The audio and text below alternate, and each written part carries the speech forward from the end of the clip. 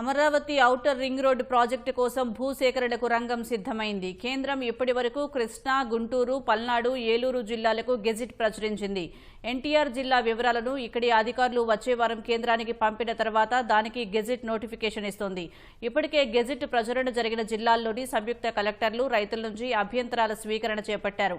ORR project డీపీఆర్ను కేంద్ర మంత్రివర్గం ఆమోదించేలోగా భూసేకరణను కొలికి తెచ్చేలా ప్రభుత్వం చర్యలు తీసుకుంటోంది.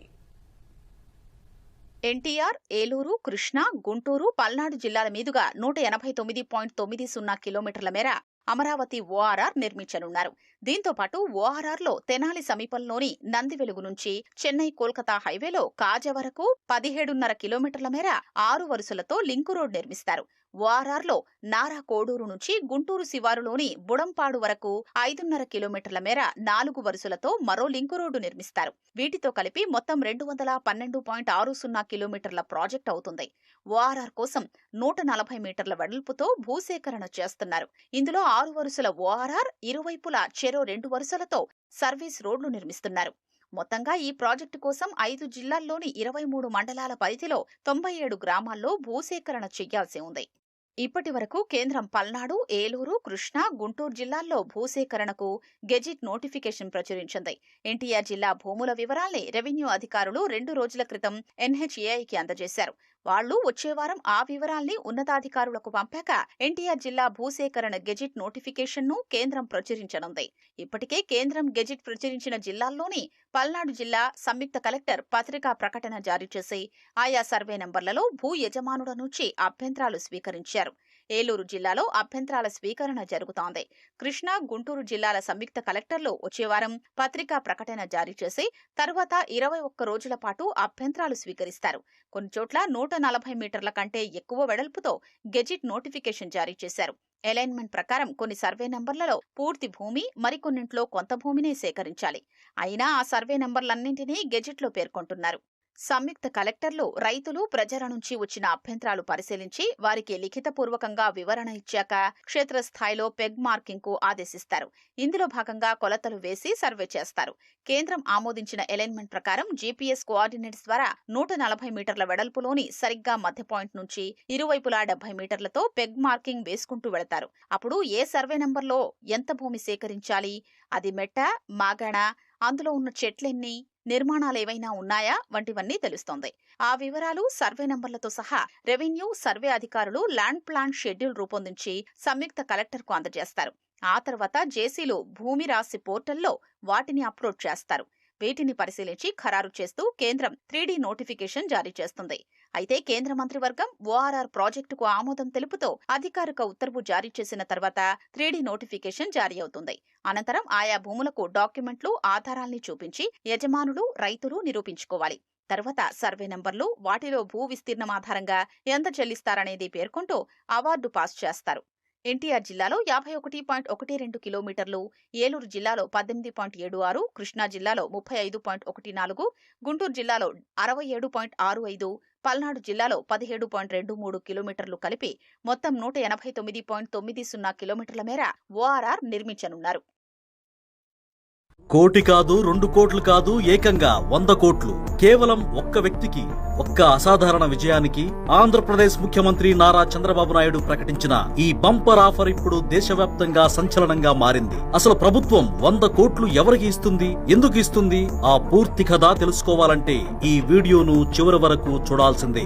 గతంలో సైబరాబాద్ను నిర్మించి ఐటీ విప్లవానికి బాటలు వేసిన విజనరీ లీడర్ చంద్రబాబు నాయుడు ఇప్పుడు తన తదుపరి లక్ష్యాన్ని స్పష్టంగా ప్రకటించారు. అదే క్వాంటమ్ టెక్నాలజీ. మంగళవారం దాదాపు 50,000 మంది టెక్నాలజీ విద్యార్థులతో నిర్వహించిన క్వాంటమ్ టాక్ కార్యక్రమంలో ఆయన సంచలన ప్రకటన చేశారు. ఆంధ్రప్రదేశ్ నుంచి ఎవరైనా క్వాంటమ్ టెక్నాలజీలో నోబెల్ బహుమతి సాధిస్తే ప్రభుత్వం తరఫున 100 కోట్ల భారీ నజరానా అందిస్తామని ప్రకటించి దేశవ్యాప్తంగా చర్చకు తెరలేపారు. చంద్రబాబు విజన్ కేవలం బహుమతితోనే పరిమితం కాలేదు. రాబోయే రోజుల్లో ఆంధ్రప్రదేశ్ ను ప్రపంచంలోని టాప్ 5 క్వాంటమ్ హబ్బులలో ఒకటిగా నిలబెట్టడమే ఆయన లక్ష్యం. ఇందుకోసం అమరావతిని క్వాంటమ్ వ్యాలీగా తీర్చిదిద్దే దిశగా అడుగులు అడుగులు వేస్తున్నారు. అమెరికాలో సిలికాన్ వ్యాలీ సాఫ్ట్వేర్ కు ఎలా గుర్తింపో భారతదేశంలో అమరావతి క్వాంటం టెక్నాలజీకి అలా మారాలన్నది ఆయన స్పష్టమైన ఆలోచన. వచ్చే 2 ఏళ్లలోనే అమరావతి నుంచే క్వాంటం కంప్యూటర్ల తయారీ ప్రారంభమవుతుందని ఆయన ధీమా వ్యక్తం చేశారు. టెక్నాలజీ అభివృద్ధితో పాటు ఈ రంగంలో 14 లక్షల మంది నిపుణులను తయారు చేయడమే ప్రభుత్వ లక్ష్యం. ఇందుకోసం ప్రత్యేక స్కిల్ డెవలప్మెంట్ రోడ్ మ్యాప్ ను రూపొందించారు. ఇప్పటికే IBM వంటి అంతర్జాతీయ దిగ్గజ సంస్థలతో ప్రభుత్వం ఒప్పందాలు కుదుర్చుకుంది. అలాగే విశాఖను AI హబ్ గా, తిరుపతిని ప్రైవేట్ శాటిలైట్ లాంచింగ్లకు కేంద్రంగా స్పేస్ సిటీగా అభివృద్ధి చేస్తున్నామని చంద్రబాబు వెల్లడించారు. టెక్నాలజీని ముందే గుర్తించి ముందడుగు వేసే ఫస్ట్ మూవర్ గా చంద్రబాబు మరోసారి తన విజన్ ను నిరూపించారు. విద్యార్థులకు 100 కోట్ల ఆఫర్ ప్రకటించడం ద్వారా దేశవ్యాప్తంగా కొత్త ఆశలు, కొత్త పోటీకి తెరలేపారు.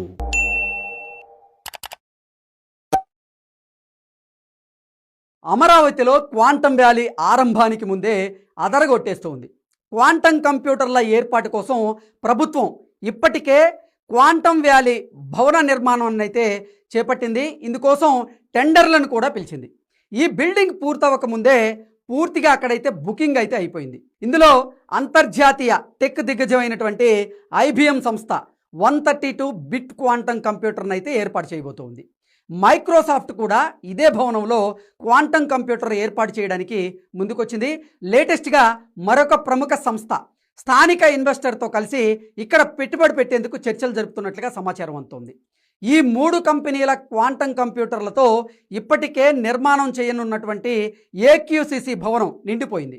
IBM, మైక్రోసాఫ్ట్ వంటి సంస్థలు క్వాంటం కంప్యూటర్ల ఏర్పాటు చేయడానికి రావడంతో అమరావతికి వరల్డ్ వైడ్గా గుర్తింపు వచ్చింది.